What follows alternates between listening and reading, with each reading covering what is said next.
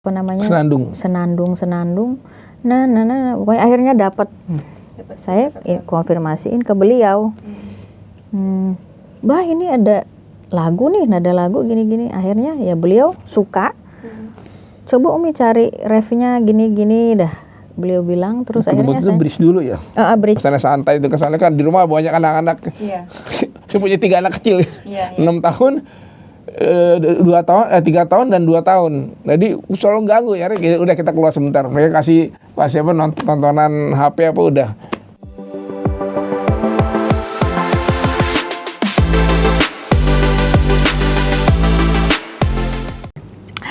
Hai Sobat Art, kembali lagi masih di Next Podcast ya. Cuma kali ini adalah podcast yang part kedua, video kedua. Masih menghadirkan artis kita Osa Sungkar dari Voodoo ya.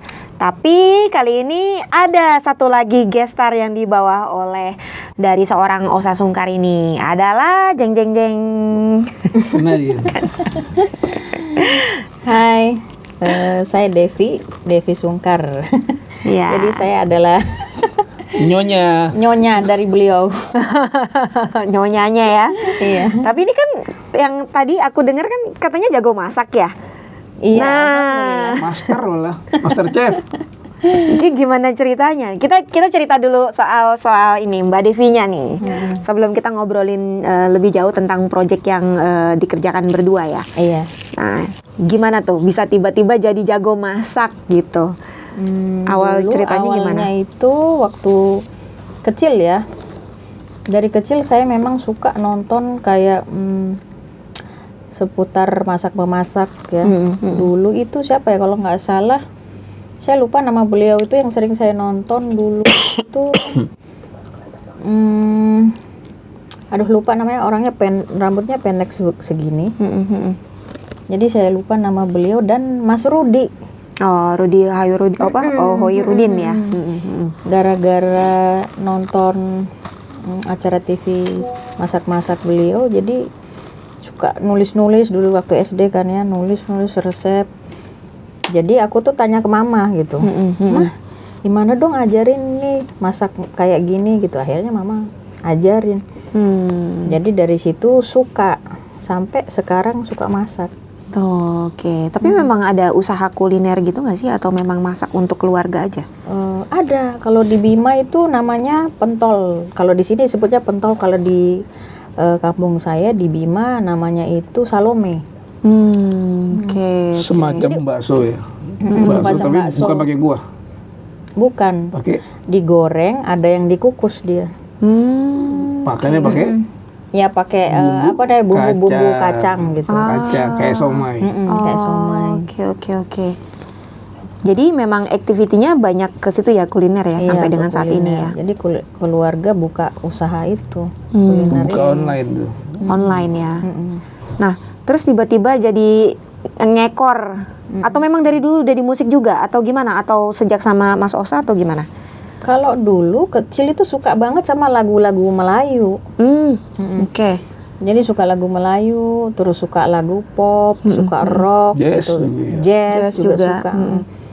Suka lagu itu, dan dulu itu sering pernah dengar lagunya beliau kan, ngefans sama beliau sebenarnya. Oh, awalnya dari fans, sekarang jadi pasangan. Jadi iya kaget juga kok tiba-tiba bisa ketemu sama beliau, itu rahasia Allah gitu loh. Iya, betul. Akhirnya nikah, ketemunya pun di Facebook ya. Oh, ya ampun. Kita nggak kenal dia nggak kenal saya, dalam arti nggak kenal si pribadi. Tapi waktu itu nggak sadar bahwa itu apa gitu, bahwa itu saya gitu. Berawalnya Ketemu kan dia jauh berapa ribu kilometer, beribu mile, NTB, Bima, saya di Jakarta. Ketemu di Facebook. Alhamdulillah orang baik. Akhirnya itu yang uniknya ceritain aja tuh. enggak deh. Rahasia deh. Artinya Jadi, Allah benar-benar memberikan suatu keajaiban yang luar biasa. Nggak sadar ini jodoh. Ya udah. Ternyata sampai sekarang Awalnya saya cocok banget. Ini kok kayak saya kenal ya, ini tau-taunya setelah kenal sama beliau jauh.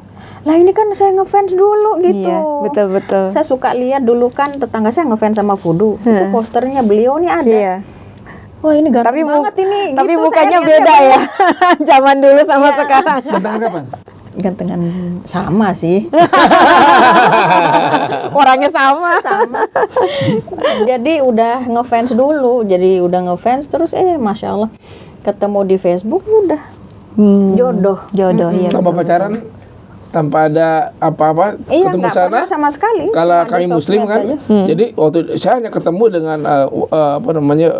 orang tua beliau, ayahnya, kemudian penghulu gitu, saksi. Dia sendiri di kamar nggak boleh ketemu. Jadi bukan ada dalam Islam itu kawinan direndeng dua Oh, laki iya, tersebut. iya. Karena kan nggak haram megang gitu kan kalau belum nikah gitu.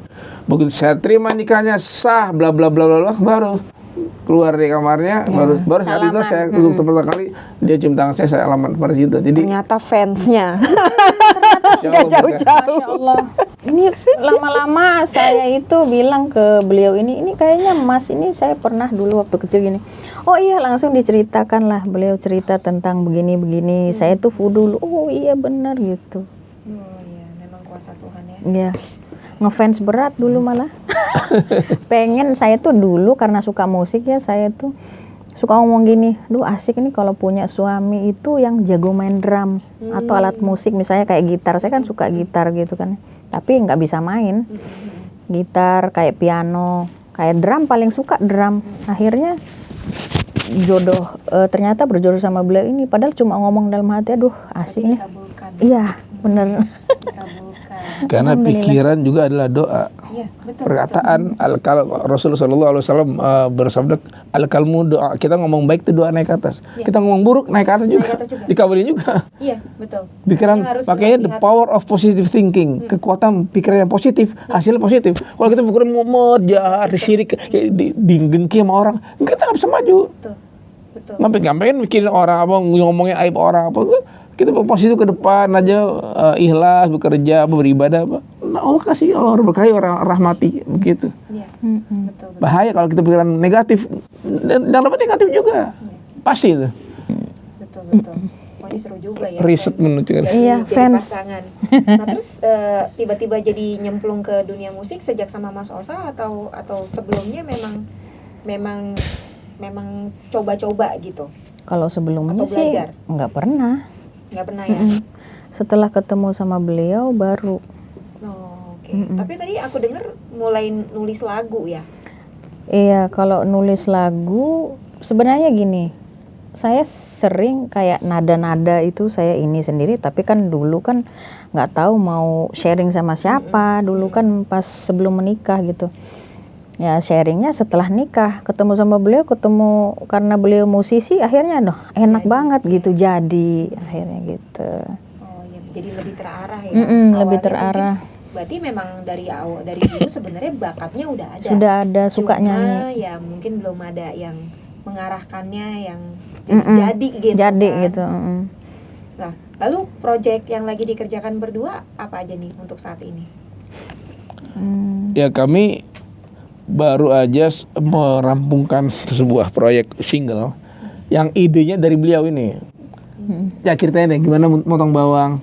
Iya, berawal dari pagi-pagi ingin memasak. Saya itu lagi kupas bawang gitu kan, kupas Di dapur ya. di dapur. Akhirnya tiba-tiba, wah ini mau Ramadan nih, kayaknya asik ya bikin lagu untuk menyambut Ramadan gitu. Akhirnya di situ saya sambil senandung. Nah, pokoknya akhirnya dapat. Saya konfirmasiin ke beliau. Bah ini ada lagu nih, nada lagu gini-gini. Akhirnya ya beliau suka. Coba Umi cari refnya gini-gini dah. Beliau bilang, terus akhirnya saya bridge dulu ya. Bridge dulu, bridge, kemudian apa? Baru song 1. Song 1 baru terakhir ref ya. Terakhir baru ref. Akhirnya beliau suka, ya udah tolong cari liriknya, ya udah dicariin sama beliau liriknya. Jadi saya sempurnakan apa yang udah ada materi melodinya itu kan. Nanya gitu kan. Iya. Apa namanya? Orang kan kalau saya bikin lagu awalnya sama kayak beliau tuh, kayak Salam Untuk Dia. Saya lagi di angkutan umum pada saat itu di Metro Mini pulang latihan sama Wudu. Tahun 1994 atau 95 ya. Nah, saya dapat ref dulu. Sampai gelantungan lagi di sini. Penuh, padat. Ada juga nih. Dulu kan belum ada HP rekam. Nah, saya ingat-ingat ref tok aja. Sampai rumah bapak saya kan dosen bahasa Inggris. Jadi punya ngajar ke siswanya tuh ke mahasiswanya pakai apa recorder alat thread buat dia ngomong bahasa Inggris dan bahasa Indonesia. Nah, saya pinjem itu.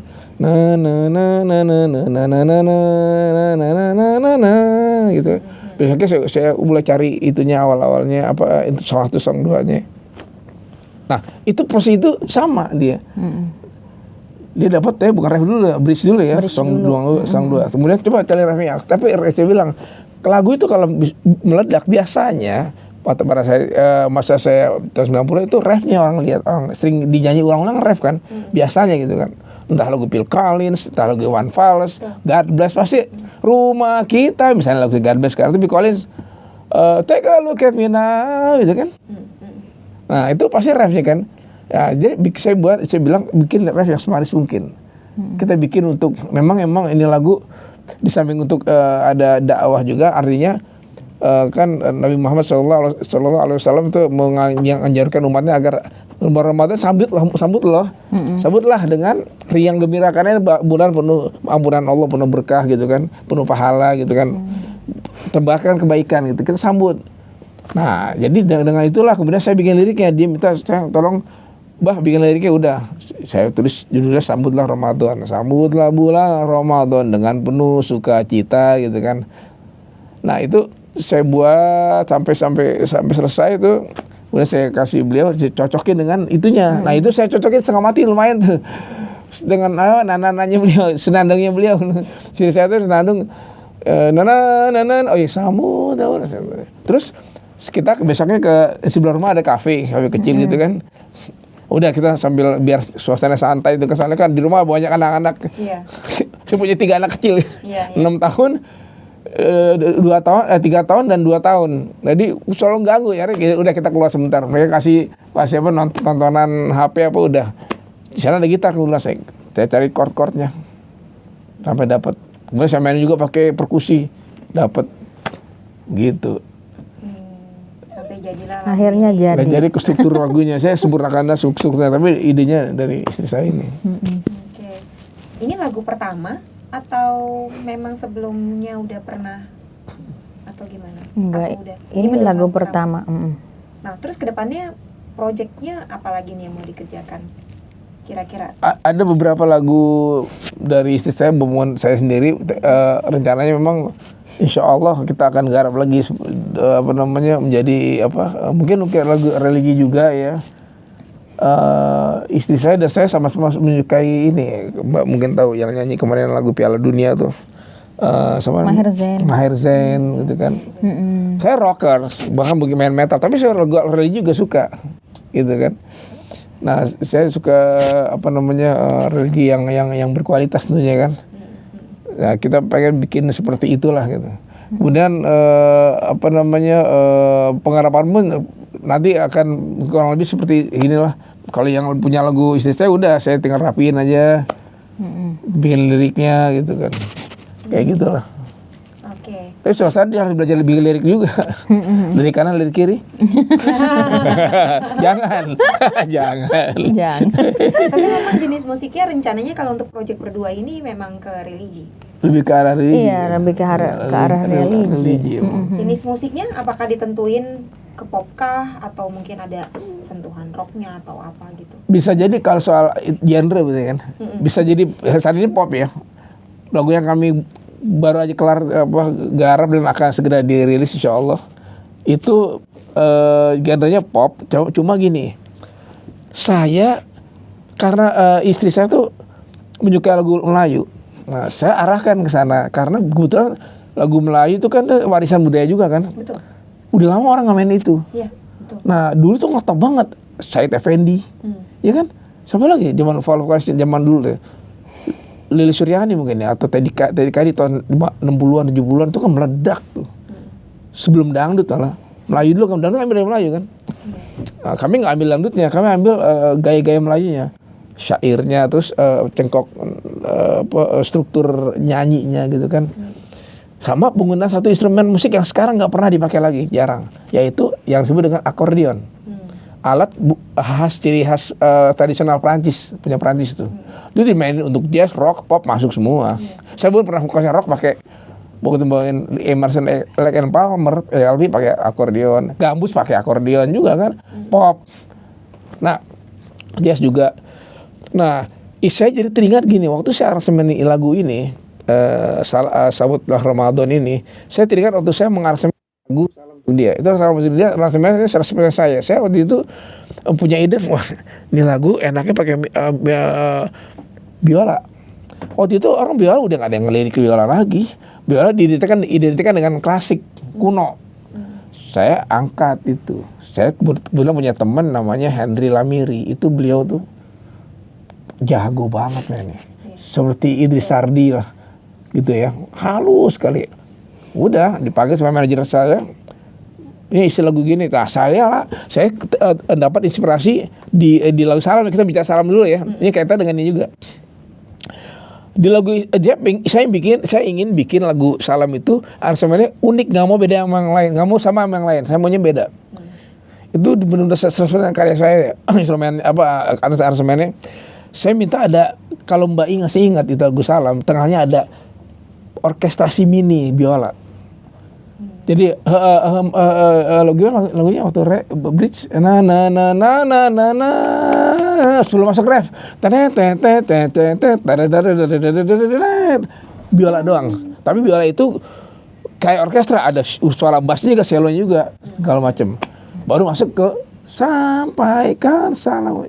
Nah itu saya pengen kayak gitu. Untuk itu saya dapat inspirasinya dari lagunya album ABWH, Anderson, Bruford, Wakeman, Steve Howe. Jadi sebenarnya lagu bukan lagu slow, bukan dia. Itu lagu progressive rock, rumit. Cuma saya ambil spiritnya. Oh ini asik nih, masukin ke lagu saya nih ini. Apa namanya, konsepnya ya. Nanti sih beda. Dengan time signature Birama 6/8. Tua kemana. Ternyata itu bikin orang suka. Ada ininya loh orkestranya. Dan itu lagunya alhamdulillah booming.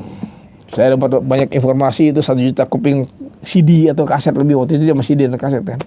Aku sampai ke mancanegara, karena memang distributornya kan jual ke negara ASEAN juga, Malaysia segala macam, Singapura apa.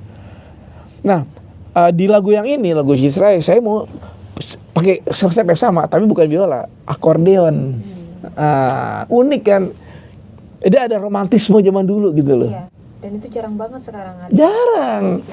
Nah, saya kembali dulu lagi ke ini, ke Gus Salam. Setahun kemudian, kalau nggak salah si Anang bikin lagu pakai biola juga. Orang mulai ngikut-ngikut. Yang lainnya pakai biola ikut, karena itu meledak tuh lagu saya itu. Wah, orang mulai kayak pakai biola juga. Walau mereka nggak semeledak Salam, tapi artinya punya manfaat lah bagi mereka. Nah, demikian juga dengan lagu Sambutlah Ramadan ini yang segera akan dirilis ini, saya berharap itu juga bisa jadi booming dan memberikan spirit ke orang, membuka cakrawala musik orang bahwa ada gaya musik lama yang jadi warisan bangsa loh, yang kita bisa gali, musik Melayu misalnya kan, dengan penggunaan instrumen akordeon. Makanya saya masukin instrumen akordeon. Nah, bisa dilihat di video klip itu ada akordeon, orang main akordeon kan. Nah, walaupun nggak banyak sih dia main, cuma manis aja. Belum maksimal saya gunakan akordeon di situ. Nanti insya Allah di next project saya akan maksimalkan akordeon itu. Lebih kayak semacam orkestrasi. Makanya saya udah ada di kepala sih konsepnya. Nah ini sebagai first project ini bagi saya karena di proyek ini saya berfungsi juga sebagai menjabat juga sebagai executive producer. Nah saya punya keleluasaan untuk membuat apapun musik itu kan. Jadi saya memanfaatkan itu. Nah, jadi saya bebas berkreasi pakai akordeon kayak apa kayak. Jadi punya kreativitas yang tak terbatas. Kalau saya pakai major label, jangan gini bisa aja digituin kan. Dibatasi, nggak punya independensi kan. Nah kayak gitu. Nah saya berharap dengan uniknya ini orang suka, insya Allah. Insya Allah. Apalagi juga ada misi dakwanya, artinya ayo umat Islam, ayo Ramadan itu mau datang, siap-siap ya, bersihkan hati, sambutlah dengan senang hati, dengan ceria gitu kan. Ini bulan penuh rahmat Allah, penuh maghfirah, penuh ampunan. Ayo ibadah gitu, jangan bikin dosa, guys. Kayak gitulah. Ada pesan moral. Gitu. Tapi ini kan fokusnya kan religi jatuhnya kan. Tapi nggak setahun sekali kan, nggak hanya bulan Ramadan. Oh iya, nanti ada lebaran. Lebaran kita lagi bikin juga. Menyebut lebaran. Kalau emang insya Allah waktu mungkin kan bisa rilis sebelum lebaran. Tapi udah ada konsepnya. Oh, udah ada. Saya juga yang punya ide juga. Tapi nanti ke depannya gimana? Tetap akan fokus ke situ. Bisa. Karena kalau lagu religi banyak yang bilang katanya musiman, ya kan? Iya. Jadi kayak saat-saat tertentu. Kalau Islami kan biasanya Ramadan sampai Lebaran. Habis itu turun. Itu mungkin kalau di Indonesia ya, kalau di luar semacam lagunya Maher Zain, judulnya apa? Rahmatul lil alamin. Rahmatul lil alamin, tentang apa ya, kemuliaan Rasulullah Nabi Muhammad SAW itu sedunia loh. Itu booming, jutaan kopi itu panasnya. Dan nggak musiman. Nggak musiman, nggak peduli dengan Ramadan kayak Lebaran, dia Balik tetap lagi selera sih. Kalau orang iya kan? musik-musik Senang, religi, mereka akan tetap. Jadi kita fokusnya nggak hanya Ramadan, nggak hanya Lebaran. Nanti bahkan saya pernah bercerita, kita bikin untuk sholawat kepada Rasul Sallallahu Alaihi Wasallam itu kan. Ada sholawat itu untuk memberikan salam kepada Rasul Sallallahu Alaihi Wasallam itu kan. Karena itu perintah dari Allah juga dalam agama Islam kan. Dan terus ada juga temanya mengingat Allah, zikir pada Allah dan sebagainya. Beristighfar juga. Istighfar itu ada. Kita punya konsep-konsep untuk itu. Jadi benar-benar nggak ada hubungan, nggak tergantung pada momen tertentu, Lebaran, Idul Fitri, enggak. Gitu. Pokoknya ada pesan moral lah gitu. Macam gitu. Karena tidak spesifik, yang istilahnya pesannya nggak spesifik Ramadan atau Lebaran. Iya, enggak. memang Bisa religi, banyak kan. Bisa tentang kematian. Bisa juga ingat mati. Kita kan sedekah. Kapan bisa mati, atau sedekah. Jangan lupakan fakir miskin, orang yang punya hak terhadap kita. Kita punya dikasih dapat duit dari Allah. Karena ada hak dia kan. Kalau dalam Islam gitu diajar ada hak. Jangan lupa bayar zakat atau sedekah. Iya. Ingat pijakan kan? Iya. Karena wah rezeki berlimpah naik, kita berasa lupa. Itu bahaya. Bisa diambil lagi. Sebentar tuh dibalik lagi sama Allah. Sebentar tuh. Karena banyak juga Dikasih bencana, dikasih sakit, selesai. lupa nggak napak. Iya benar. Merasa ada di atas. Iya. Tuyul nih. Tuyul lah, nggak napak. Kayak tuyul berarti kan. Iya, kayak setan. Iya sih benar-benar. Nah ini rencananya jadi sudah ada berapa nih kira-kira yang semuanya sedang dalam proses, atau sebenarnya lagunya udah punya stok nih, udah banyak gitu, tinggal jalan aja sih, tinggal diproses satu persatu atau gimana? Atau masih mau dibuat satu-satu dulu? Iya, in progress. Kita belum stokin banyak ya. Belum. Karena tergantung mood juga, Pak. Kita nggak kerja restoran. Okay. Saya kalau bikin lagu tuh paling nggak mau kerja restoran. Kalau makanya saya suka pernah ditawarin, saya bikin lagu ini, gue pesen nih apa temanya misalnya ini. Bisa kalau 2 bulan jadi, aduh, saya tolak. Wah, gue tuh bukan tipe seniman restoran gitu. Kalau banyak orang seniman lain terima ada duit gitu kan, hasilnya ya dijeblok. Saya nggak perlu sebut namanya, banyak orang di era saya tuh orang kayak gitu. Akhirnya terjadi pengulangan ide. Karena sering banyak dapat job bikin lagu, akhirnya bahkan di kota dulu saya dapat informasi dari teman tahun 90-an itu di kota tuh banyak orang jual beli struktur lagu. tinggal isi liriknya aja, gila gak? Dan itu yang jual yang bikin hampir sama semua. Wah, saya bukan tipe gitu. Saya orang idealis. Orang udah tahu deh teman-teman saya sukanya musik progresif. Genesis, Rush, ELP, bias saya suka Korea. Jadi yang benar-benar kualitas baru saya suka. Pop juga gitu, saya suka Bill Collins, The Beatles juga, atau Al Jarreau Emang bukan saya mau sosok, tapi emang saya suka yang kayak gitu. Sedangkan yang tipe musik-musik kerja restoran ya ke kualitas rendah gitu ya malas juga saya denger itu kan. Nggak mendidik juga. Karena kalau saya denger musik, misalnya saya denger kualitas, saya sambil belajar nih gimana cara bikin lagunya nih, struktur chordnya gitu kan, progresi chordnya kok bisa enak gini nih, gimana caranya nih. Betul. Saya dapat ilmu yang saya dapat. Beda dengan yang biasa-biasa aja. Iya. Enak-enak tapi sambil lalu ya. Dan warisan musik seperti itu yang bagus itu hanya ada di abad 20, mohon maaf. Sejak abad 21 ini udah nggak ada. Orang sekarang makanya musim kan, bisnis di kafe tuh, tribute tuh Genesis, tribute tuh Queen, tribute ini. Karena orang kangen dengan musik yang berkualitas pada masa itu. Sekarang apa yang mau dibanggain? Band-band apa? Banyak sih, cuma saya lihat, nggak ada sekualitas The Beatles atau Al Jarreau atau Chick Corea atau Genesis atau Van Halen yang rocknya udah nggak ada, Pak. Betul. Indonesia pun gitu. Dulu kita bisa dengar Faris RM, Dedukun dan dia Pramana Putra ya. Terus Vina Pandianata, Chrisye. Ada nggak sekarang Chrisye sekarang? Dulu Indonesia tuh bisa dibilang ya selalu menang kompetisi kan, festival, festival. Festival musik internasional. Juara. Di Indonesia dulu juara 1 baru luar negeri, juara lagi. Tuh. Sekarang udah mulai menurun nih, ya kan, festival itu. Sayang sih. Betul nggak? Betul kan? Sekarang ada gak lagu legendaris abad 21? Milenium. Belum sekarang. ada sih ya, belum ada. Kalau mau bicara lagu legendaris cari dulu. Lagunya John Lennon, lagunya siapa lagi yang Stevie Wonder apa? Yang sekarang soalnya musisi besar paling yang tersisa dari rock ya, musik rock yang tersisa paling Dream Theater. Tinggal itu doang. Theater ya. Yang lainnya Mr. Big udah nggak ada, Van Halen udah meninggal gitarisnya, Mr. Big udah meninggal, drummernya apa lagi? Udah itu warisan bagi saya, warisan emas di bidang budaya, seni musik abad 21. Dari mulai era jazz 1920-an, blues, terus masuk rock and roll tahun 50-an Elvis, tahun 60-an Beatles, 70-an mungkin mulai hard rock, Led Zeppelin di Purple, terus masuk lagi ke era heavy metal, Van Halen, Metallica apa.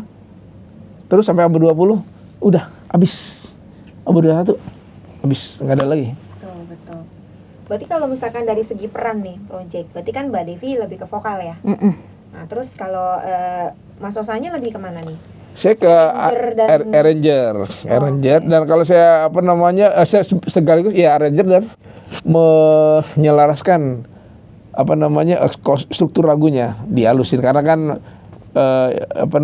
nyonya ini kan belum pengalaman bikin lagu, jadi saya rapihin yang nada yang kurang manis saya buang, saya ganti yang manis, disempurnakan lagi supaya pas gitu kan, pas dengan lagunya supaya manis dan pas dengan lirik lagunya. Jadi saya bimbing gitu kan, pelan-pelan. Nanti bisa suara dia harus bisa sendiri gitu kan. Gitu. Learning by experience. Learning by doing. Nah, terus pengalamannya Mbak Devi jadi penyanyi kan nih jatuhnya nih, ya kan? Jadi Iya, vokalis. Iya, vokalis. Itu gimana tuh Mbak pengalamannya? Kalau dulu kan bisa dibilang pecinta musik ya, kan? Tapi tidak benar-benar terjun langsung di dunia musik. Kan? Kalau sekarang kan jadi terjun nih, apalagi jadi terjun. Rilis jadi artis hitungannya. Itu gimana? Lalu. Ini pengalaman yang menurut saya itu luar biasa banget ya. Jadi pas take vokalnya itu, harus gini nyanyinya. Jadi tidak semudah yang dibayangkan. Jadi misalnya awal lagu take vokal kan belajar nih sama beliau, sama Bang Dado juga. Jadi belajar nyanyinya harus begini Dev, harus begini. Jadi saya ikut gitu. Ya pengalaman yang menurut saya tuh ternyata kalau mau jadi musisi profesional tuh harus seperti ini gitu. Menyanyi profesional tuh harus seperti ini. Jadi sekarang saya belajar sambil pokoknya mengasah lah ya. Gitu. Perlu saya informasikan, di album ini kami banyak dibantu sahabat-sahabat kami, teman-teman dekat. Antara Yudi Dado, beliau itu yang punya studio rekaman sekaligus kami percayakan sebagai sound engineer-nya. Dan itu beliau sangat berbakat di sini ya. Hasil mixingnya bagus. Saya biasa dipegang dengan studi-studi besar. Begitu saya lihat studinya Dado nggak kalah, walaupun infrastrukturnya nggak secanggih yang besar, tapi dia bisa kualitasnya bisa sama. Dan mixingnya keren. Bagus. Bagus banget. Ya, Mas. itu the man behind the gun, gitu, orang di balik ya. betul. Kemudian dibantu juga Alex Kuple basisnya. Alex Kuple juga baru rilis lagu Tak Mungkin sama Tia Subiakto ya. Semoga sukses Lex, mana Lex? Tia. Semoga sukses Terus ya. gitarnya selamat Aji. ya. Aji juga banyak instruktur musik juga. Anak kami berempat ini, saya, Dado, Aji, dan Alex sama-sama instruktur Chicks Music School. Alumni juga. Ini dah Reunian. gitu. Aku juga alumni. Jadi apa namanya, menyenangkan kali ini. Saya benar-benar nggak nyangka Allah pertemukan itu kan. Hah? Jadi awalnya sebelum tercipta lagu ini, Dado telepon saya, nih Aji datang sini nih sama teman-teman Cik yang lain, sama Alek apa. Oh iya. Aduh, kalau gue sempat gue datang deh. Kemudian istri saya bikin lagu, terus saya bilang udah rekaman sama Dado aja. Pakai bassnya Alex, gitarnya Aji, dan mereka oke, waktunya pas, ada semua, udah ketemulah kita. Bikin klip, mereka ada semua tuh. Dan mereka udah matang semua, musisi profesional semua itu. Jadi makanya saya nggak salah pilih dah. Nggak salah pilih. Ada di depan sini nih. Iya, Alek aja banyak megang musisi kayak Mus Wijono, Faris, RM, Syaharani, dipegang semua, Tere, banyak dia pegang tuh. Jadi saya hasilnya memuaskan emang. Saya juga senang kan kenal sama musisi senior gitu kan. Ternyata mereka Masya Allah ya dapat ilmu banyak juga dari beliau semua. Wah, berarti kedepannya mau fokus jadi penyanyi kah? Wah, punya saingan baru. Bercanda Mbak. Beda kalau aku sih banyak kerja kantoran. Jadi fokus, jadi rencananya memang mau fokus di vokal. Iya di vokal.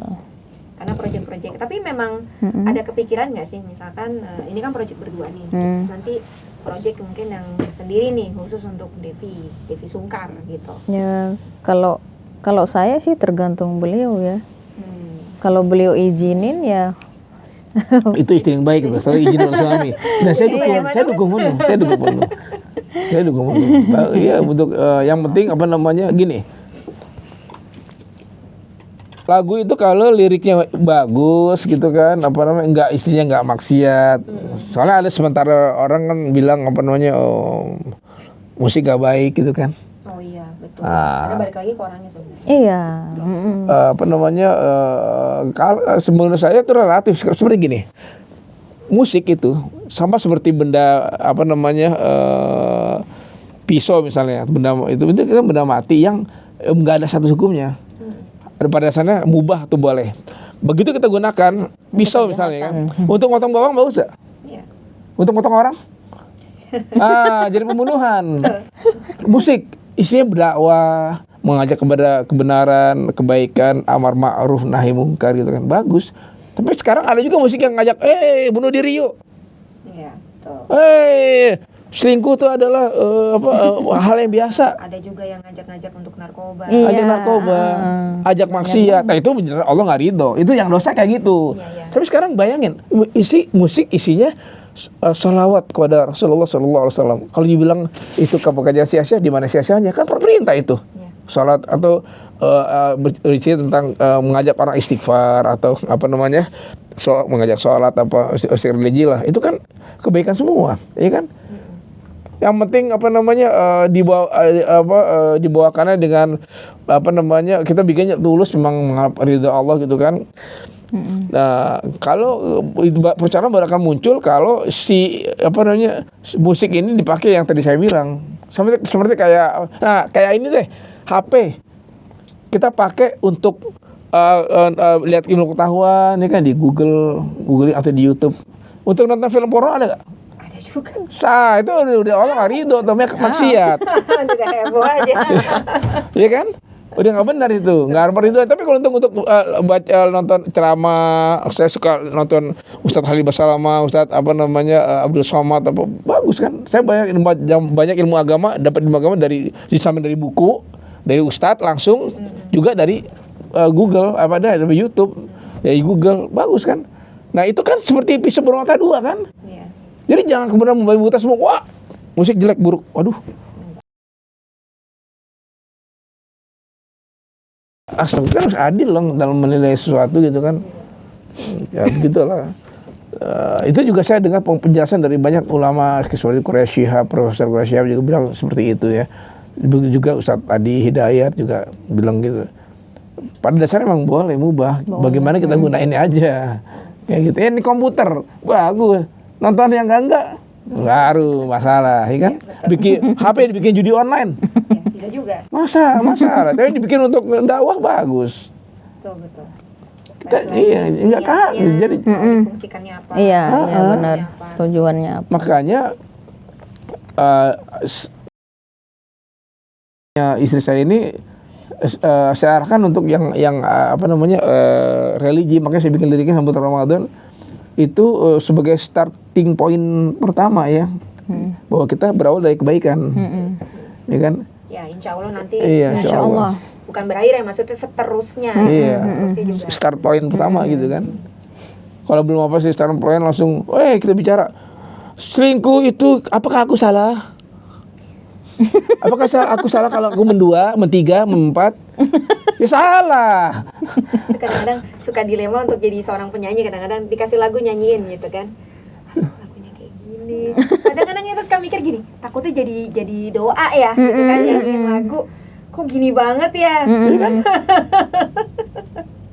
Dulu tahun 70-an si siapa namanya vokalis Black Sabbath, saya lupa namanya, itu punya lagu judulnya mengajarkan orang bunuh diri, dan benar-benar dua pemuda bunuh diri. Tembak kepala, satu lagi ditembak juga, tapi selamat, tapi beberapa hari kemudian baru mati. Masuk pengadilan, tapi lolos di pengadilan. Dia punya lawyer yang hebat mungkin, tapi dia yang jelas itu berdua itu yang satu kan selamat tuh gara-gara dengar lagu itu, ayo bunuh diri, kill yourself dan sebagainya. Saya pernah bahas itu di YouTube ya. Saya juga punya channel YouTube membahas hal-hal kayak gitu kan, musik satanisme misalnya. Banyak Mbak, menyembah Lucifer, satanis iblis, banyak itu bikin orang bunuh diri semua, bunuh diri, seks massal, udah kayak binatang. Ya kayak gitu nggak boleh dong, iya kan? Kalau terkadang jadi over ya, maksudnya musik kadang kan musik tuh dibilang untuk ekspresi, ya kan bebas dong mau mengekspresikan diri, tapi ekspresikan dirinya juga apa dulu kan? Iya apa? Kadang orang yang sebebas apa? Kan kita negara hukum, betul. Bebas tapi bertanggung jawab kan? Iya. Ya kalau bebas wah menghina agama, lagi musik tuh lagu-lagu genre tertentu ya, menghina mengajak orang ateis dan sebagainya, wah itu udah kacau kan. Anak-anak muda tuh yang imannya lemah ya kena, ngajak narkoba apa gitu kan. Kayak gitulah, itu yang Allah nggak ridho kayak gitulah, enggak lah kayak gitu. Banyak sih, suka nemu tuh di Spotify ada playlist yang aneh-aneh gitu kan, lagu buat nge-high segala macam. Ini apa lagi ya bunda? Isinya kok kayak gini lagunya, buat high gitu. Iya. Sensor nih buat kalian yang masih di bawah umur nih. Ya sih, tapi memang banyak sih yang kayak gitu-gitu. Balik lagi sih ke diri kita. Iya. Ya jangan, kalau nggak mau denger ya nggak usah. Tapi terkadang kan itu memang ada kan. Iya memang ada. Di internet sekarang siapapun bisa akses.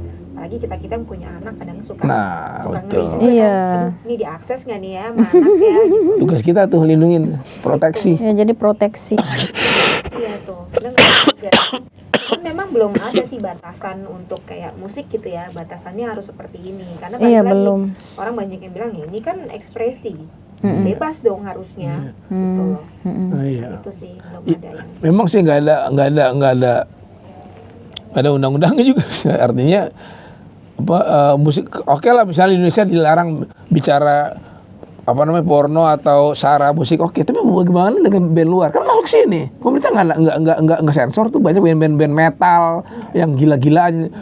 Isinya saya lupa nama band itu, menghina Islam kayak agama lain kayak dihina, mengajak ateisme itu banyak. Dan itu jual bebas, nggak ada yang larang.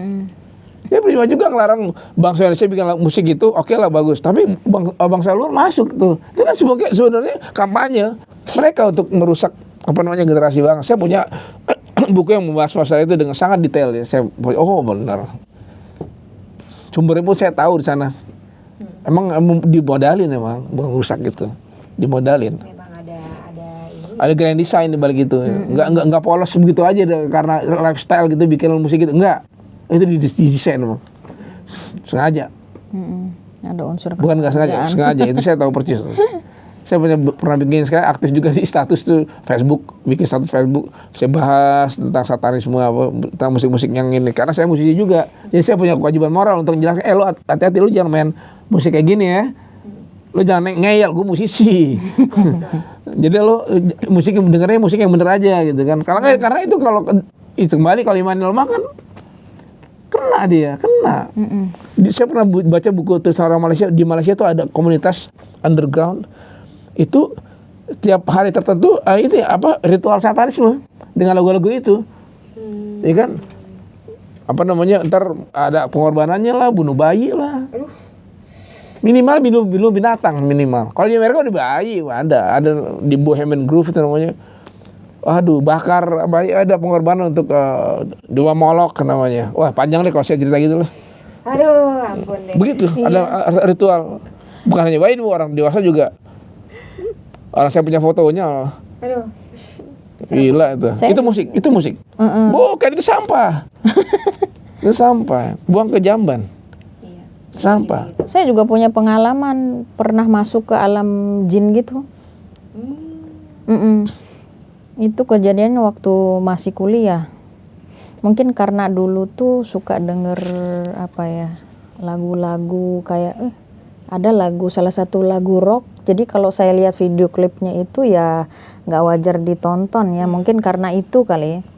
Suatu ketika saya itu pulang kuliah. Begitu pulang kuliah, udah sholat dulu. Sebelumnya sholat dulu di kampus. Setelah itu udah ke kos kan, pulang ke kos, udah nunggu sholat asyar. Nah, pas saya tidur itu langsung saya lihat sosok tinggi. Itu kalau saya perhatikan dialami agak sadar atau enggak ya, saya agak-agak lupa ya, itu kan udah lama. Jadi saya lihat tingginya itu sampai di atap kosan saya itu. Tinggi banget. Nah, terus udah saya dibawa masuk ke alamnya gitu, bajunya hitam, ada di depannya itu saya lihat ya di baju bagian depan tuh ada bintang gitu, logo bintang. Terus orangnya agak botak. Bintang setan. Nah, karena saya tuh kan waktu di TikTok saya pernah nonton FYP ya, video gitu, itu Kota Saranjana. Mungkin ini ya orang maksud gitu kan ya, kayak yang di mimpi saya gitu. Itu Masya Allah teknologinya luar biasa. Di dalam mimpi saya semua serba ada. Mau mobil kayak apa, pesawat kayak apa. Jadi kayak pesawat-pesawat alien tuh ada di situ. Saking ininya saking kerennya dunianya mereka gitu, dunia jin. Suatu ketika saya lagi jalan, ini saya naik tangga kan, karena saya lihat di situ segala macam teknologi ada gitu kan ya. Saya naik di tangga, terus saya pegang dindingnya itu kayak air, tapi bukan air. Kalau disentuh tuh nggak basah, tangan saya tuh nggak basah. Tapi kayak iya gitu, megang. Nah akhirnya di situ karena saya takjub, saya sebutlah nama Allah. Subhanallah, Masya Allah, ya Allah, Allahu Akbar. Akhirnya dia marah si cowok ini, entah cowok apa cewek yang nggak tahu, pokoknya dia tinggi itu. Dia ngomong ke saya gini, kenapa kamu sebut nama itu? Marah gitu. Ketika saya sebut nama Allah itu, dikembaliin, saya pok. Itu saya tuh tidur di atas kasur tuh, badan saya kebanting ke bawah. Akhirnya saya terbangun tuh ini sakit banget badan. Di situ saya istighfar, akhirnya azan kan, udah saya sholat. Itu pengalaman tuh. Pengalaman gara-gara dengar musik begitu. Mungkin kebawa dalam ini kali ya, kayak alam bawah sadar kita. Alam bawah sadar. Karena memang musik itu efeknya bisa dalam gitu kan. Makanya kan suka ada yang bilang kalau lagu galau kita jadi ikutan galau gitu betul. kan.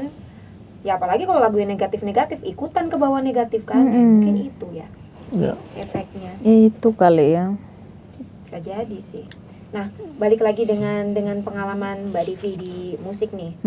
Ini sekarang jadi artis nih sekarang kan. Alhamdulillah. Artis nih. Nah, pengalaman ini bisa disebut one day at Next Art lah ya. Nextart.id. Ya bisa dibilang kita seharian lah di sini gitu kan. Tadi aku juga jelasin semua tentang Next Art gitu kan. Udah seluk-beluknya Next Art terus sampai akhirnya kita podcast nih gitu kan. Menurut Mbak Devi gimana dengan adanya Nextart.id ini? Kan kurang lebih tadi ya kita jelasin gambarannya ya. Nextart itu seperti ini sebagai agregator musik dan sebagai publisher gitu. Ya. Menurut Mbak Devi gimana? Karena ini pengalaman pertama, jadi ini kan masuk pertama ya, Mbak ya. Jadi karena saya pertama, menurut saya ini membantu banget ya untuk publishing gitu kan ya. Kebetulan kenal Bang Dado awalnya, akhirnya masuk sini, suruh daftar. Ya gitu. Seneng aja. Seneng juga. Ya, membantu. Artinya Next Art tuh lembaga yang dibutuhkan bangsa ini. Iya, dibutuhkan banget. Untuk usaha publishing maupun aggregator atau distribusi. Dan sekali ngurusin soal royalti dan sebagainya. Ini bagus banget. Sangat dibutuhkan bagi musisi. Mudah-mudahan kita langgeng terus. Insya Allah, amin. Mohon supportnya juga. Next Art ke depannya juga. Jalannya bagus. Perjuangan kita untuk lancar terus. Bangun sistem ini yang serba transparan. Ini juga perlu perjuangan. Perlu perjuangan. Saya yakin juga bikin Next Art ini nggak mudah loh pasti. Wah, tantangannya pasti kompleks. Ditanya, Mas. Pembangunan untuk sistemnya aja gitu kita membutuhkan kurang lebih 6 bulanan. Karena sistemnya belum ada di Indonesia. Nah, kan? Jadi benar-benar. Berarti Next Art is the first. Kita kurang tahu ya. Mungkin sudah ada yang lain gitu. Tapi sejauh ini kita bangun sistem itu sendiri. Jadi tidak ada template-nya nih, Mas. Tidak ada template sendiri, jadi bisa dibilang kita tektokan dengan yang di luar. Kita bangun sistem yang aku bilang tadi mirroring ya. Jadi sistem yang gimana caranya kita bisa ambil report ini masuk ke dalam dashboard kita real dengan kita tidak mengutak-atik. Jadi apa yang ditampilkan di dashboard itu adalah tampilan yang sebenarnya itu datanya kita ambil dari channel-channel di SP itu atau toko musik digital. Toko musik digital. Gitu. Itu kita bangun. Karena itu kita nggak ada sistem yang istilahnya template-nya gitu ya. Jadi kita bangun semuanya dari nol. Gitu. Sampai pembayaran pun juga karena kita menggunakan kris. Kalau agregator di luar negeri ya semuanya rata-rata pakai kartu kredit kan. Nah, kita pakai kris, scan. Karena kita sadar tidak semua orang Indonesia punya kartu kredit. Iya, bagi benar. mereka yang nggak punya bagaimana? Gitu. Jadi kita bikinnya pakai scan. Gitu kan, pakai kris. Jadi bisa bayar pakai e-wallet kayak OVO, GoPay, dan juga bisa banking kan. Ya, mobile banking gitu. Jadi semuanya bisa tinggal scan. Nah, itu pun saat membuat scan kris itu ya. Itu pun juga nggak ada template-nya. Jadi waktu datang ini template-nya apa? Laundry, bisnis laundry. Bukan. Jadi coding lagi dari awal. Gitu. Makanya kita membutuhkan waktu lama. 6 bulanan. 6 bulan ya. Gitu. Belum lagi perawanan dari major label pasti.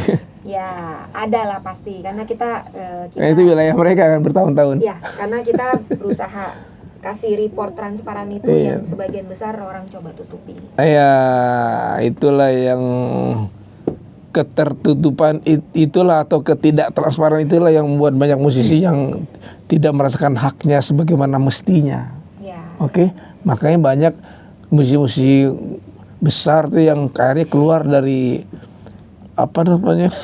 lembaga pemungut royalti maupun dari publishernya karena nggak ada keterbukaan gitu kan. Jadi mau menang sendiri. Ya, itu kita membutuhkan support. Allah juga nggak ridho gitu kan. Kita kan perlu dari segala pihak. Jadi transparansi itu penting. Kalau di Amerika tuh waduh. Jangankan lagunya banyak kayak Beatles atau kayak Michael Jackson. Satu lagu aja kalau booming udah bisa kaya. ya kan? Sudah terstruktur sistem. Iya, dia sistemnya tuh udah canggih banget. dan piracy, pembajakan di sana hukumnya berat, ya kan? Dan kemudian si musisi juga punya hak untuk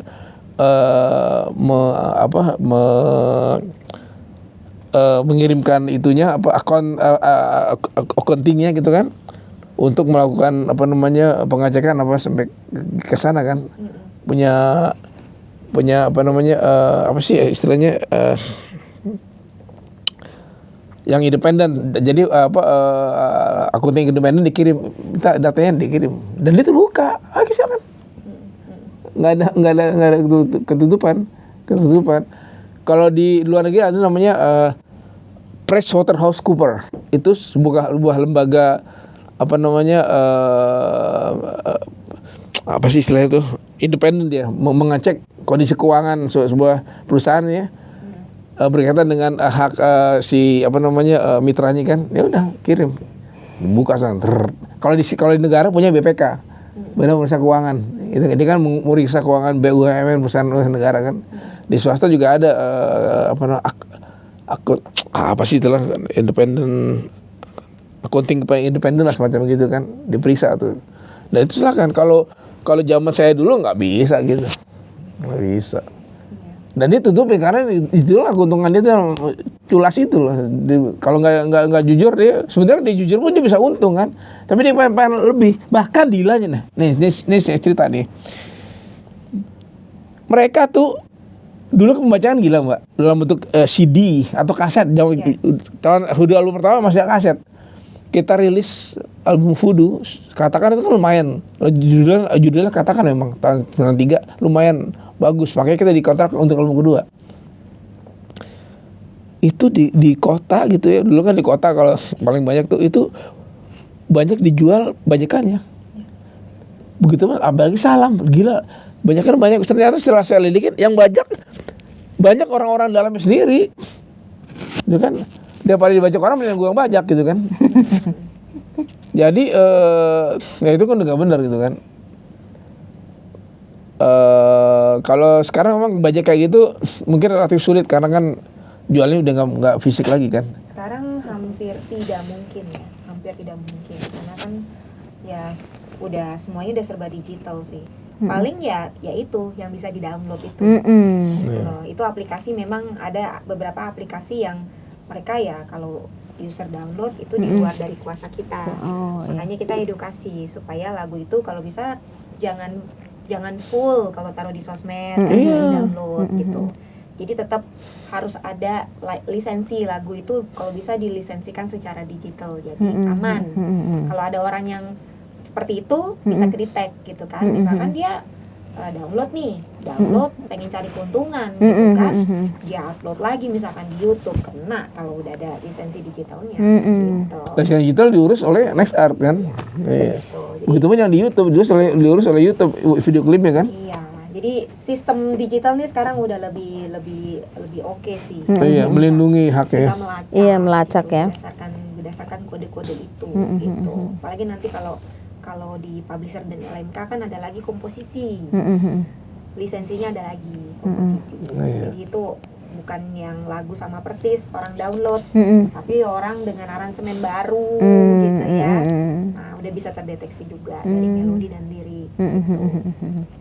Jadi semuanya udah sistemnya. Sekarang kalau orang misalnya lagu yang akan kami rilis ini sebentar Ramadan, tiba-tiba ada orang bikin MP3-nya di Google. Nah itu bisa langsung terlacak kan sama NextArt. Kalau sekarang sistem otomatis dia melacak sih. Tapi kalau misalkan ternyata ada yang belum, misalkan dari user nih, misalkan dari Mas Osa, ada ngeliat gitu, ini kok kayaknya ada ini nih belum misalnya nama lagunya persis nih, gitu kan, bisa di share ke kita, gitu, kasih tahu linknya. Ini kok saya nemu ini ya, ini tuh kira-kira udah terklaim atau belum? Bukan otomatis dia terdeteksi ya? Otomatis terdeteksi, tapi terkadang ada yang miss, terkadang. Gitu. Jadi kalau misalkan dari user ada melihat gitu ya, lapor ke kita, nanti kita bantu untuk melihat ini sudah terklaim. Biasanya itu pasti ada loh, apalagi kalau ada nama saya di situ kan. Dia pasti waduh, apa namanya ya mau cari untung di situ ya secara Mas Budi ilegal. kalau namanya masih ditulis Mas, ada yang udah diganti lagunya. Waduh, itu parah tuh. Kejadian di user kita yang lain. Subhanallah. Jadi penciptanya bukan di si. Kan. Jadi namanya diganti, penyanyinya diganti, pencipta Oh itu hukum besar tuh. Waduh. Akhirnya tuh. Ya balik lagi, kalau dia sudah terdaftar di LMK dan Publisher itu bisa diurus, gitu. Nah, Jadi kalau belum terdaftar, nah itu yang nggak bisa di. Nah, ini. Oh. ini kan kami kan udah daftarkan ke publisher juga kan. Seperti kalau jadi seperti itu kita laporkan Pasti diurus, Mas. secara hukum ya gitu. Sudah diurus. Oke. Makanya jadi kalau misalkan melihat nih, contoh misalkan ada denger lagu. Nah jadi contoh nih misalkan ngelihat gitu ya lagu, ini lagu saya nih, tapi kenapa nama penyanyinya beda, gitu ya. Itu Isinya sama. iya, isinya sama, itu langsung lapor Mas. Gitu. Walaupun sudah secara sistem biasanya udah auto detect, tapi terkadang namanya sistem ya, kadang ada yang miss, jadi baiknya lapor, kasih tahu. Oh iya. Tapi seharusnya nggak perlu lapor karena terdeteksi secara otomatis, betul nggak sih? Sebagian besar sudah terdeteksi. Iya kan? Kita Karena di sini dapat jadi contoh misalkan ada sistem di sistem kita yang dia mendeteksi kemiripan lagu, berapa persen. oh iya. Kalau itu emang dia bikin lagi berarti kan dan dengan nada yang sama dengan notasi yang sama misalnya kan. Iya. Tapi yang Mbak maksud ada juga yang plek diambil utuh-utuh. Ganti nama. Oh itu parah. Itu bisa. Wah, bisa itu parah tuh. diklaim. Iya. Itu bisa diklaim. Iya. Gitu. Jadi dengan adanya sistem digital ini udah lebih mudah sih. Tapi ya tidak perfect ya. Tetap. Jadi kalau misalkan dari user menemukan dan itu memang belum terklaim, lapor aja ke kita nanti kita yang. Iya. Ini kayak lagu banyak kan kalau orang buka MP3 baik Indonesia maupun Barat banyak banget, tinggal download aja. Ya. Nah itu bagaimana si apa namanya penciptanya itu? Yang bisa terklaim itu yang di-upload lagi secara misalkan ke sosmed gitu ya. Itu yang bisa terdetek. Tapi kalau misalkan contoh nih dia download buat didengerin di handphone, Nggak masalah. nggak bisa. Kita nggak bisa. Iya. Enggak, bukan dia buka link lagu-lagu jadul nih atau lagu-lagu model baru nih. Nih lagunya ini. Silakan apa namanya download. Ya kalau di download ya itu balik lagi. Kalau YouTube kan kurang lebih ada ininya ya, ada kayak perhitungannya. Tapi contoh kayak di TikTok aplikasi tidak bertanggung jawab gitu. Makanya selalu bilang kalau upload di sosmed lagu jangan full ya. Jangan full. Oh iya. Karena bisa di-download. Jadi kalau sudah di-download itu sudah di luar tanggung jawabnya TikTok. Oh. Makanya balik lagi kalau misalkan mengupload sesuatu di sosmed jangan pernah full lagunya. Gitu. Sampai berapa lama batas itu? 1 menit maksimal. Bukan maksudnya. Makanya. Kalau udah melewat setahun masih tetap jangan utuh juga menguploadnya. Tetap. Oh. Berarti sampai Soalnya kemarin band saya tuh sama Obe Danso The Plan begitu lewat 3 bulan udah apa namanya Facebook yang udah di-download dari Facebook tuh di-upload di-download dari YouTube terus masukin ke Facebook. Orang buka jadi nggak perlu. Orang kan sekarang suka malas lihat itu karena takut kena kuota kan. Nah itu lagu di-download terus masukin di-upload ke YouTube udah full. Sebaiknya jangan gitu ya. Sebaiknya sih jangan ya. Tapi kalau misalkan memang full itu kalau sudah terdaftar ya mungkin itu bisa dibantu tuh Mas nanti linknya gitu. Nanti kalau misalkan ya aku kalau Facebook kurang tahu detailnya sih ya perhitungannya seperti apa, tapi itu nanti bisa sih kalau misalkan linknya misalkan Ada link ke di Facebook juga kan? ya gitu loh, mungkin ada linknya yang mungkin itu bisa bantu nanti dilindungi atau aku kurang tahu sih. Tapi kalau YouTube itu bisa di ini kan, kalau YouTube kan bisa ditarik Monetize. Nah, jadi misalkan kita full nih upload, ada yang re-upload lagi itu bisa ditarik. IG juga ya. Kenapa? IG Instagram. Instagram tidak. Tidak apa? Tidak, karena Instagram kan tidak monetize. Oh Jadi gitu. orang nonton Iya, aja. bener. Tidak Yang monetize monetize. itu kan YouTube. Jadi kalau misalkan upload video klip, kayak contoh nih misalkan tadi di Facebook, orang ada yang download, dia taruh di YouTube. Iya. Di YouTube bisa dapet uang dong dia. Iya. Nah Itu makanya kalau ada linknya nanti Kalau dilaporin. IG enggak ya? Kalau Instagram tidak monetize, tidak ada royaltinya. Kecuali dari yang Instagram Reels, yang itu dari DSP. Oh, realnya video ya? Ya, kan ada tuh potongan lagu. Iya. Iya, iya banyak. Oh, potongan kan, potongan bukan lagu. full kan? Bukan potongan sih. Potongan lagu kalau Instagram, seperti TikTok. Gitu. Nah, itu murni dari kita, dari Next Art yang masukin. Oh iya, buat promo kan? Ya, jadi orang pakai Di- lagu itu di Reel. itu ada royaltinya. Setiap pemakaian lagu. Kalau memang di IG bisa upload full lagu ya? Bisa. Bisa videonya dong. bisa. Sampai Bisa. dengan 3 apa 4 menit bisa. Oh gitu. Nanti orang bisa ngambil kan? Bisa Download. bisa di-download. Nah itu yang bahaya akhirnya jadi pembajakan kan? Karena ada juga yang cerita dia gonjreng-gonjreng di IG, ya ini lagu baru saya, nyanyiin. Tiba-tiba lagunya dicuri, dimasukin ke agregator. Gitu. Repot juga. Dia mamerin, Ya. belum didaftarin, belum genjreng doang. Baru gonjreng-gonjreng, jadi biasalah ini lagu baru saya ya, dia gonjreng-gonjreng. Ya Allah. Ternyata Makanya kira kan ada rahasia banget tuh. Ya, makanya mungkin ada yang suka orang itu, ini enak lagunya, dibikin lah aransemen yang bagus, ya kan, masukin ke agregator, nama ganti semua. Nah yang punya lagu yang bikin ini Kaget. dia belum daftarin lagunya ke agregator maupun ke publisher LMK. Sudah, mau gimana? Terus secara hukum gimana? Siapa yang menang? Walaupun- Sampai ke pengadilan nggak? Ya detailnya sih aku kurang tahu, tapi kalau misalkan nanti bisa lapor sih, cuma prosesnya panjang lah. Haknya sih bisa balik lagi, karena kan balik lagi nanti yang dilihat tanggal Iya, Iya. uploadnya. Uploadnya. tanggal digitalnya yang mana duluan. Iya. Kalau misalkan duluan emang yang di IG, berarti dia pemiliknya. Tapi kan prosesnya panjang. Iya Untuk sih brand emang itu. ya. Gitu loh, prosesnya panjang. Belum lagi tuh orang harus bayar pengacara kan? Ya, karena kuat-kuatan. Iya kan?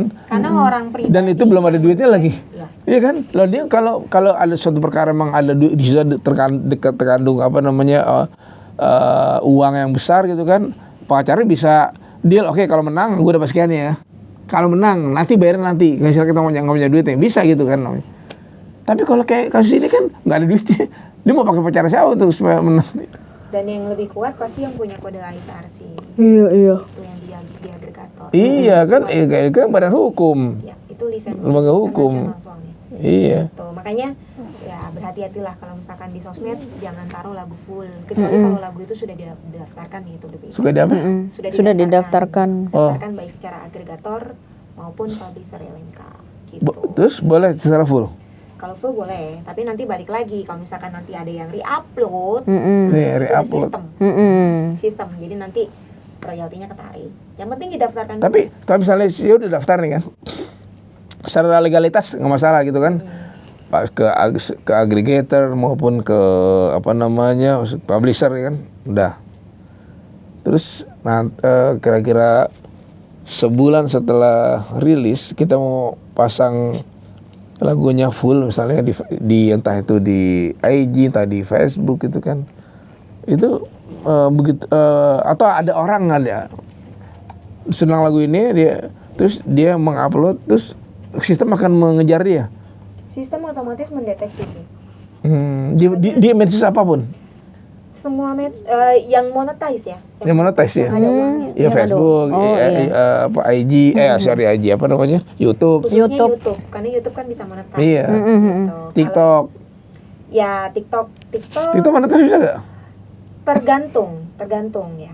Kalau TikTok sih sejauh ini yang di highlight ya sama TikTok itu adalah pencurian lagunya sih. Karena kan kalau monetize itu kan di lagu ya, potongan lagu. Potongan. Itu yang monetize-nya di situ.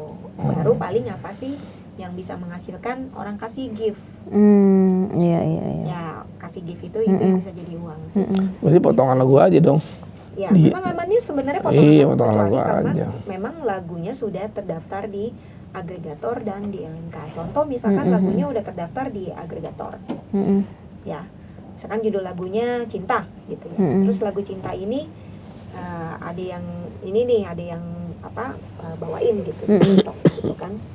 Secara publisher kan dia ngelihat kalau misalkan dia ternyata lagu itu istilahnya kan di TikTok itu kan bisa ada kasih gift segala macamnya, dan gift itu kan bisa jadi uang. Nah, itu bisa diincar tuh Ya, dari gift-nya itu kan anggaplah itu bisa jadi uang, bisa jadi ada royalti di Oh situ. iya. Itu bisa secara publishernya gitu. Tapi memang balik lagi, kalau bisa jangan utuh. Ya betul ya. Biar Paling berapa aman. detik sih maksimum? Berapa menit? Kalau di TikTok 1 menit maksimal.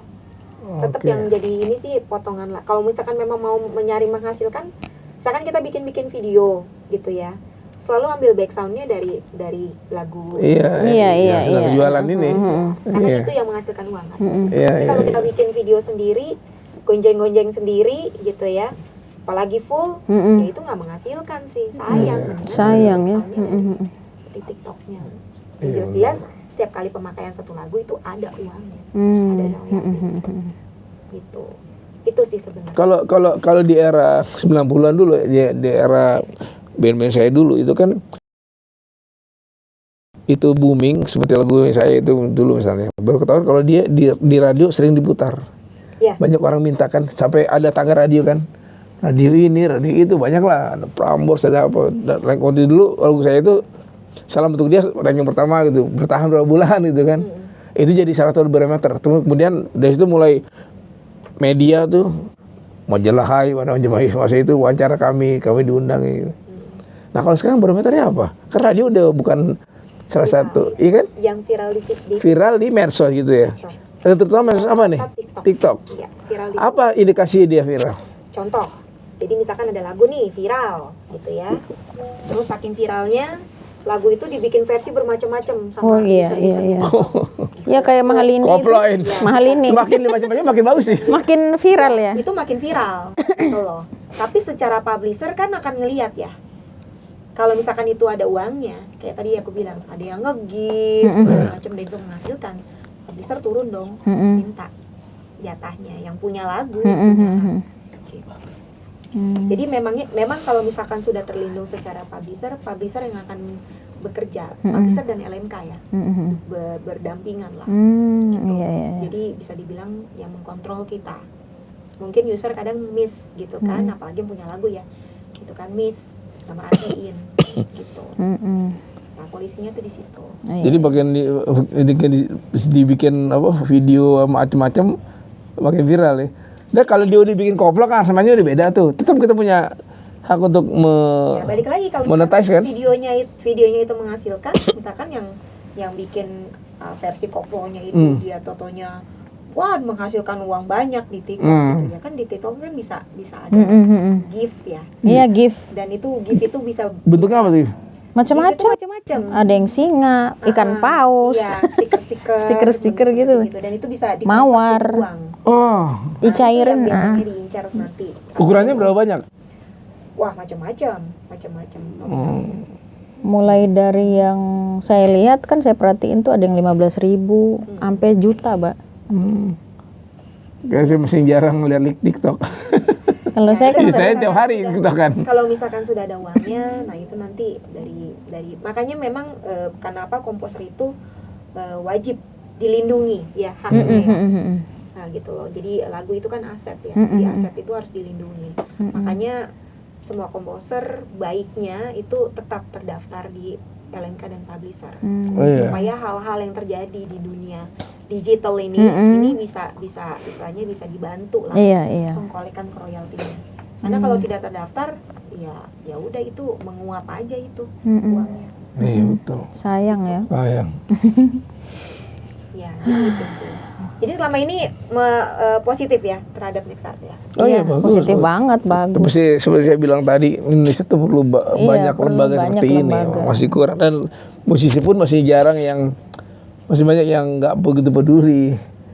Dia udah viral lagunya, udah seneng. Padahal harusnya di balik itu kan ada hak yang harus dilindungi secara yuridis hukum. Nah, salah satu lembaga yang bisa melindungi itu ya seperti ini, publisher dan agregator kan. Nah, itu. Dulu sebutnya distributor gitu kan. Iya, kalau dulu distributor. Dan apalagi nilai plusnya adalah ada ada transparansi di sini. Keterbukaan kan, dulu nggak ada. Kita macam-macam lihat nggak diajak kontrak lagi. Kalau sekarang kan transparansi, monggo silakan bisa buka gitu kan, dan sebagainya. Nah, itu nilai plusnya dari Rexart. Saya pikir mungkin akan banyak next art lain, artinya mereka terinspirasi untuk bikin seperti ini ya. Ya kalau misalkan mereka bisa membangun sistem sih, kenapa enggak sih? Cuman kan memang kebanyakan kenapa akhirnya banyak sekali kantor-kantor perwakilan dari agregator luar. Iya, betul. betul. Membangun sistem itu sih, gitu. Banyak yang Kalau untuk orang daerah, misalnya katakan ada orang dari Minang atau dari Sulawesi mau bikin lagu, dia harus kesini lah. Ada perwakilan nggak di sana? kan bisa akses website. Atau daftar lewat itu aja? Lewat Website. Ya, kalau misalkan bingung, nanti dari support bisa bantu. Kontak Next Art nanti akan dibantu. Karena kan kasihan kan bolak-balik kan? Nggak mungkin, karena kan kalau luar daerah ya kan di luar Jakarta kan nggak mungkin mereka datang ke Jakarta. Berarti ke depannya harus banyak cabang dong, branch, iya kan? Branch. Orang luar negeri buka branch ini, betul nggak? Kita yang tadi Mbak bilang. Dari luar juga ada, yang dari luar daftar ke sini juga ada. Oh gitu, Ya, bagus tuh. dua negeri ada. Gitu. Jadi memang ya untuk saat ini sih memang belum ada kantor perwakilan ya. Cuma sejauh ini. Terutama kota besar Mbak, Surabaya, Bali, ya kan? Itu apalagi Bandung itu banyak musisi bagus-bagusan loh. Bali, Surabaya, Bali, Bandung. Kalau Sumatera tuh mungkin apa ya, yang Medan tuh banyak orang-orang jago nyanyi, jago bikin lagu kan, orang-orang Medan kan, suaranya bagus-bagus. Mungkin di Makassar juga tuh, saya pikir harus udah satu dipikirkan punya branch gitu kan, cabang. Depannya sih pastilah. Iya. Kalau semakin membesar sudah Jadi pasti. cengkeramannya di Republik ini makin kuat. Ya, gitu kan. betul. Musisi di Indonesia itu Kalimantan, banyak sekali. Kalimantan Iya, juga saya banyak pernah banget jadi juri di Borneo Hard Rock Music Festival di, kalau nggak salah di kota Banjarmasin apa ya, saya lupa kotanya tuh. Jadi konser festival kompetisi band se Kalimantan, bawain lagu-lagu hard rock. Dia hanya mau lagu-lagu 2000-an ke belakang. 2000 ke belakang nggak dianggap musik sama dia. Jadi bawain lagu Led Zeppelin, Purple, Rush, Van Halen dan sebagainya. Pokoknya musik hard rock. Tahun dari mulai tahun 70 sampai tahun 2000. Saya jadi juri waktu itu. Saya lihat bagus mainnya, Pak. Salah lagu ada dua, satu lagu wajib, satu lagu wajibnya ada lagu barat, satu lagi lagu pilihan, lagu wajib lagu Indonesia, saya lupa. Lagu wajib penciptaan sendiri. Lagu keduanya lagu orang dibawain. Dua-duanya bermain dengan baik. Bawa lagu mereka bawakan lagu sendirinya bagus sekali. Lagu luarnya juga bagus sekali. Saya pikir wah ini bagus, punya potensi nih. Jauh dari Jakarta ternyata mereka mainnya bener, bagus. Saya sempat bingung, orang Kalimantan hebat banget. Saya bingung, saya nilai mana yang bagus, ini bagus. Kelebihannya banyak mereka. Artinya punya potensi. Betul, tapi ya belum kan? terekspos. Belum digali. Makanya kalau Next punya kaki di situ, bagus sekali. Ya kan? Soalnya mereka ujungnya kan rekaman kan? Iya, Ya? mudah-mudahan. Ujungnya rekaman kan? Dan rekaman ujungnya harus perlu publisher dan aggregator. Betul. Kalau lewat, dan lagi gini, sebenarnya kalau menurut saya ya, harus ada hubungan personal yang lebih dekat antara si artisnya atau si musisi dengan lembaga kayak Next Art. Kalau hanya dari jarak jauh, saya halo, nggak ketemu fisik, itu beda loh. Beda, betul. Ya. Nah kita sekarang kalau saya sama dia, cuma dia jauh aja, dia di Bima, saya di Jakarta, halo, nggak ketemu, cinta nggak datang. Begitu pun ini, kalau jauh-jauhnya orang nggak cinta sama Next Art, nah jauh. Dan Next Art pun nggak cinta sama si artisnya, betul nggak? Iya, betul. Nah, kita kan ada hubungan relationship yang nggak sekedar sebatas bisnis, tapi juga saling Chemistry mendukung, ada chemistry-nya, ya kan? Nah itu kalau punya cabang sana, ketemu, ini artisnya, tongkrongannya misalnya keren, ini duluan ini bagus, jadi kita lihat langsung. Betul kan? Betul. Nah, itu. Iya, beda lah yang hubungan jarak jauh dengan hubungan yang dekat, pasti beda dong. Pasti lebih nempel kalau yang dekat dong. Kalau jauh kan ya. Orang pacarnya dari jauh, mau dengar suara doa, aduh gue dicongean nih, lawan dengar suara lu gitu. Gak ketemu. Jadi Next Art sama para musisinya ibarat kayak pacaran ya. Iya, kayak pacaran. benar. Saya nggak tahu apakah musisi lain pernah ngomong kayak gitu. Itu menurut saya murni itu. Artinya emang Chemistry. udah saatnya hubungannya nggak sebatas bisnis tapi udah ada chemistry. Mungkin suatu saat kalau next bikin acara konser karena dekat hubungannya dengan si artisnya, dia bisa ngundang dengan honornya cincai, nggak perlu pakai profesional. Kalau misalnya lagu artis Next R ngetop di luar mahal dibayar. Begitu Next R minta, wah gue nggak bisa ngomong. Kekasih gue minta Next R. Beda ya? Iya beda. Yang menolong gue, kita harus Lebih banyak diskonnya. Betul nggak? Iya betul. Nah, gitu. Oke, ini kalau karena faktor durasi, Oke. kayak aku harus angkat nih. Nanti kalau misalkan kita masih mau ngobrol-ngobrol lagi, ya itu nanti video. Iya berikutnya. Kayak film Godfather. Lanjut terus.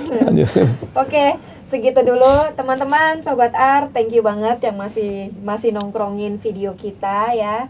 Makasih udah setia selalu nongkrongin video dari Satu ID. Dan tetap ya tongkrongin juga karena nanti juga akan ada lagi video-video, masih ada nih kita rentetan lagi podcast ke depannya dengan artis-artis Next1.id. Dan bukan cuma artis ya yang kita undang. Nanti juga kita ada rencananya mau akan ada live akustik misalkan ya, gonjreng-gonjreng, jamming mungkin bersama artis-artis Next1.id. Nah, jadi jangan kemana-mana, tetap tongkrongin terus ya. Aku mau ngucapin makasih nih buat sama-sama. Mas Osa dan Mbak Devi ya. Makasih juga buat sama-sama. Next Art. Terima kasih juga buat Next Art. Semoga kita hubungannya. Insyaallah, amin. Amin ya robbal alamin. Oke, Sobat Art kita undur diri dulu. Thank you ya semuanya. Dah. Bye-bye. Bye. Assalamualaikum warahmatullahi wabarakatuh.